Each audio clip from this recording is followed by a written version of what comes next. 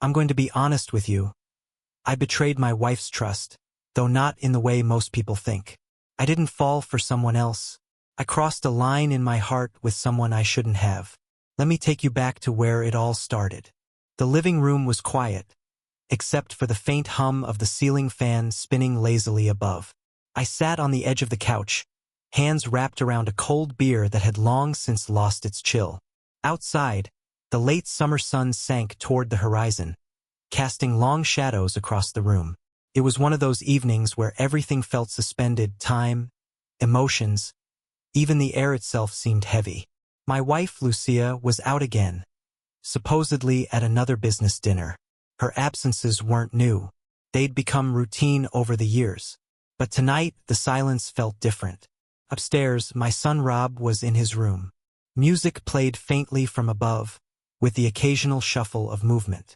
He'd been home all summer before heading back to college. Most fathers might have cherished the time, but I'd been wrestling with something I couldn't name. We'd always been close. He trusted me, talked to me, yet lately, there was an undercurrent between us, unspoken things that neither of us addressed. I told myself it was my imagination, just the strange shifts that happen when your kid grows up. But still, there were moments, a lingering look, pause before turning away. It left me unsettled. Maybe it was just me. Maybe it was loneliness. Lucia's distance had carved out a void in my life. For years, I convinced myself her work obsession was just part of who she was, a sacrifice for the sake of our family. But somewhere along the way, the cracks began to show. Our conversations dwindled to routine updates about bills and schedules. The spark in her eyes when she looked at me was gone. Rob had stepped into that empty space without even trying. He talked to me about his struggles at school, the pressure to succeed, the fear of failing. In those moments, I felt needed again. I mattered. But there was something in his eyes lately, a mix of worry and uncertainty, that I didn't understand. Tonight, the weight of it all pressed down harder than usual. The house felt hollow, echoing with things left unsaid. A text had flashed earlier on Lucia's phone, a name I didn't recognize, and I didn't know if I cared enough to ask. But I couldn't stop thinking about last week. Rob had come home late, smelling faintly of cologne, his expression guarded. I'd asked if everything was okay. He just muttered that he needed some air. I pushed myself up from the couch. My half-empty beer sat forgotten on the coffee table as I climbed the stairs. At his door, I hesitated, then knocked softly. "Come in," he called. He was sitting cross-legged on his bed, headphones hanging loosely around his neck, his laptop casting a pale glow across his face. He looked up and smiled faintly, a smile that didn't reach his eyes. "Hey, Dad," he said, casual but curious. "Everything okay?" I nodded, though it wasn't true. "Just checking in. You've been quiet lately." He shrugged. "Just thinking about stuff." I stepped into the room and sat beside him. Up close, I saw the faint shadows under his eyes, the way his shoulders sagged with whatever he was carrying. "Mom's never around anymore," he said quietly. "And you seem sad all the time." His words hit me like a punch. I wanted to deny it, but the truth stuck in my throat. "I'm sorry if I've been distant," I murmured. "Things have been complicated." He looked at me then, eyes steady. "Complicated doesn't mean hopeless. Though, right?" he asked, his voice softer now, almost pleading. "You deserve better, Dad. Better than this." The sincerity in his tone broke something inside me. It was like a dam bursting. All the emotions I'd kept buried for far too long came flooding back. My eyes stung, my vision blurring as I stared at him. How had we gotten here? How had my marriage unraveled so complet that I now found myself leaning on my own son for comfort? And why did his words feel like both a lifeline and a quiet accusation? "I don't know what I deserve anymore," I admitted, my voice low and raw. "But thank you for saying that." For a moment, neither of us spoke. The silence was fragile, as though any movement might shatter it. Then, tentatively, Rob reached over and placed his hand on mine. His touch was warm, steadying, and for the first time in weeks, maybe months, I felt like I could breathe again. It was a simple human gesture, one of care, one that reminded me I wasn't completely alone.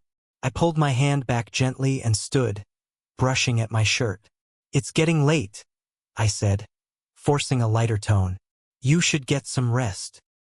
He nodded, though I caught the faint trace of confusion in his expression. "Good night, Dad," he murmured. "Good night, Rob," I replied, closing the door softly behind me.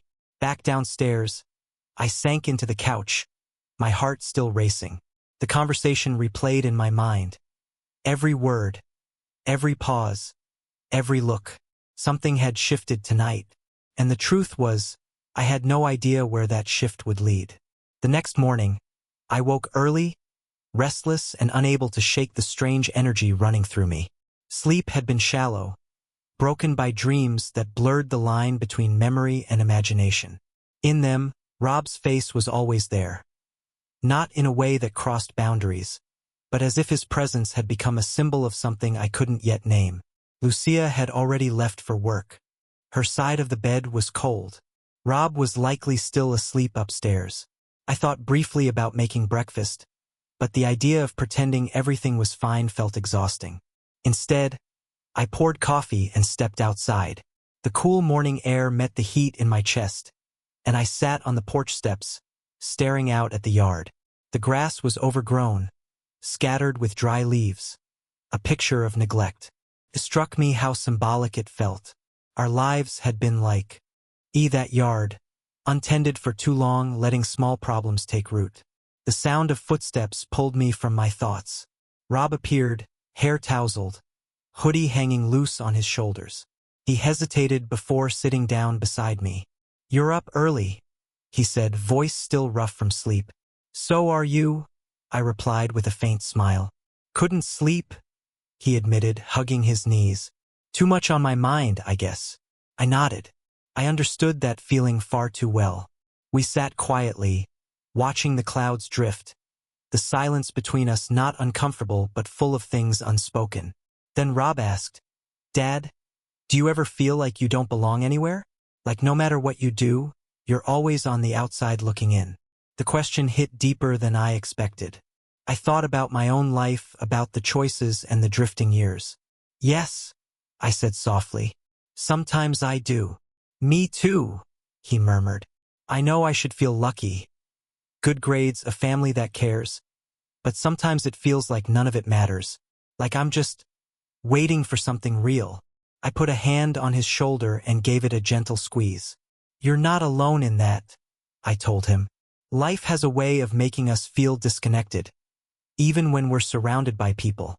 But it can get better." He looked at me with a searching expression. "You think so?" "I do," I said carefully. "Sometimes it's not about life magically fixing itself. It's about finding the people who make you feel less alone, and holding on to them." "Thanks, Dad," he said, leaning slightly into my shoulder. "That means a lot." We stayed like that for a while, just father and son, sitting in the morning quiet. The moment didn't need words. It was enough. In the days that followed, things between us carried a new weight. We still talked about ordinary things. Groceries, laundry, plans for the week. But beneath it all, there was an unspoken awareness that we were relying on each other more than before. Every glance, every quiet moment felt like another step toward bridging the distance that had been growing for years. One afternoon, I was folding laundry in the living room when I noticed him on the couch, scrolling through his phone, the sunlight catching on his face. He looked older somehow. Not the little boy I used to tuck in at night, but a young man navigating the uncertainty of life. "Need help with that?"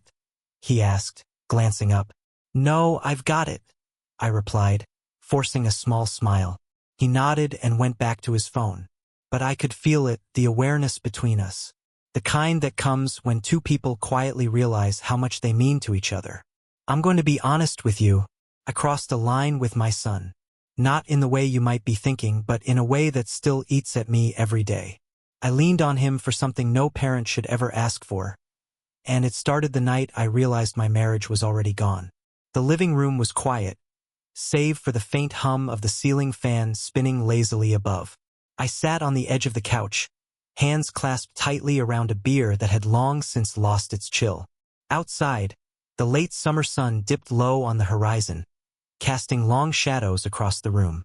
It was one of those evenings where everything felt suspended, time, emotions, even the air itself.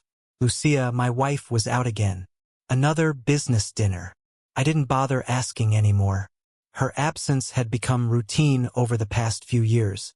But tonight, the silence felt heavier. Rob was upstairs in his room. I could hear faint music drifting down, the occasional shuffle of movement. He'd been home all summer before heading back to college, and while most fathers might have cherished this time, I'd been wrestling with feelings I couldn't quite name. We'd always been close, closer than most fathers and sons, I'd like to think. But lately, there was something else. Not romantic, not inappropriate, but an unspoken shift. I was beginning to treat him less like my son, and more like my only friend. I told myself it was harmless. After all, Lucia had been emotionally gone for years. Conversations with her had dwindled into transactions about bills and schedules. We weren't fighting. We weren't connecting either. Rob, he stepped into that space without realizing it. He confided in me more. He'd sit across from me at the kitchen table and tell me about his stress at school, his fears about the future. In those moments, I felt seen. I felt important, like I still mattered to someone. But there were also moments when I'd catch myself talking to him about things I should have kept to myself. My frustrations with his mother. My loneliness.